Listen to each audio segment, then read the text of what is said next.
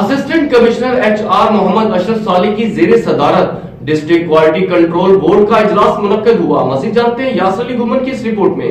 Assistant commissioner HR محمد اشرف صالح کی زیر صدارت ڈسٹرکٹ کوالٹی کنٹرول بورڈ کا اجلاس منعقد ہوا۔ سیکرٹری کنٹرول بورڈ رفاقت علی نے ڈرگ انسپیکٹرز کی جانب سے کارروائیوں کے بارے میں رپورٹ پیش کی۔ اجلاس میں ڈرگ ایکٹ خلاف ورزی کے 16 کیسز زیر غور آئے، جس پر کمیٹی نے 5 کیسز ڈرگ کوڈ 8 کو وارننگ جبکہ 3 میڈیکل سٹور کے دوبارہ معائنہ کے احکامات جاری کر دیے۔ اسسٹنٹ کمشنر HR نے میڈیکل سٹور مالکان کو ہدایت کی کہ وہ ڈرگ ایکٹ کے شرائط کے مطابق کام کریں، بصورت دیگر ان کے لائسنس منسوخ کر دیے جائیں گے۔ انہوں نے ڈرگ انسپیکٹرز کو ہدایت کی کہ وہ ضلع میں جعلی اور غیر معیاری ادویات کی خرید و فروخت کرنے والوں پر کڑی نظر رکھے، جبکہ مستند ادارے کی ڈگری کے بغیر میڈیکل پریکٹس کرنے والے عطائیوں کے خلاف بھرپور کریک ڈاؤن جاری رکھا جائے۔ انہوں نے مزید کہا کہ صحت عامہ پر کوئی سمجھوتہ نہیں کیا جائے گا اور ایسے عناصر کے خلاف کارروائیوں میں مزید تیزی لائی جائے گی۔ کیمرہ مین عدنان نذیر کے ساتھ یاسر علی گھمن، راز نیوز، رحیم یار خان۔